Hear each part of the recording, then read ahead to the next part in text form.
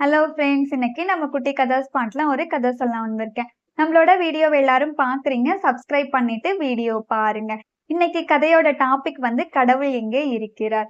ஒரு நகரத்துல ஊருக்கு ஒதுக்குப்புறமா வந்து ஒரு முனிவர் வந்து வாழ்ந்துட்டு வராரு. அவருக்கு வந்து நிறைய சீடர்கள் எல்லாம் இருக்காங்க. தினமும் அவங்களுக்கு வந்து வேத பாடங்கள், மந்திரங்கள், கடவுள் பத்தியான விஷயங்கள் எல்லாம் முனிவர் வந்து சொல்லி கொடுத்துட்டு இருக்காரு. அன்னைக்கு அதே மாதிரியே வகுப்பு எடுத்துட்டு இருக்கும்போது அதுல ஒரு சீடர் எந்திரிச்சு கேக்குறாரு, கடவுள் எங்க இருக்காரு அப்படின்னு சொல்லிட்டு இருக்காரா அப்படின்னு சொல்லிட்டு கேக்குறாரு.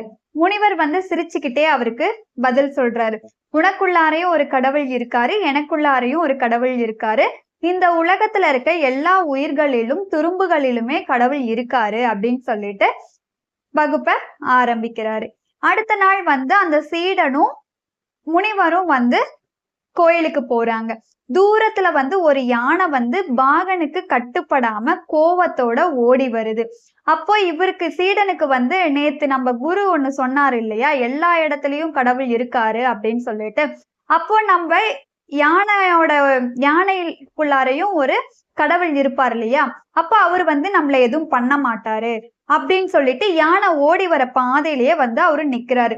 முனிவர் வந்து அந்த யானை பக்கத்துல வரத பார்த்துட்டு ஒதுங்கி நிக்கிறாரு. யானை மேல இருந்த பாகன் வந்து இவரை எச்சரிக்கிறாரு, ஒதுங்கி போங்க ஒதுங்கி போங்க அப்படின்னு சொல்லி கத்துறாரு. இவர் அது எதுவுமே கண்டுக்காம அந்த யானை ஓடி வர பாதையிலேயே வந்து நின்றுட்டு இருக்காரு. யானை ஓடி வந்த வேகத்துல கோபத்துல அவரை தூக்கி வீசிருச்சு. அடுத்த நாள் வந்து சீடனை பார்க்க முனிவர் போறாரு.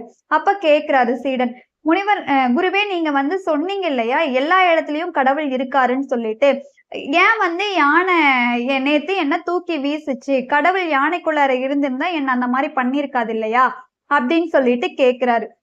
அதுக்கு அப்புறமும் அவர் வந்து சிரிச்சுட்டே பதில் சொல்றாரு, இப்பவும் சொல்றேன், எல்லா இடத்துலயுமே கடவுள் இருக்காரு அப்படின்னு சொல்லிட்டு.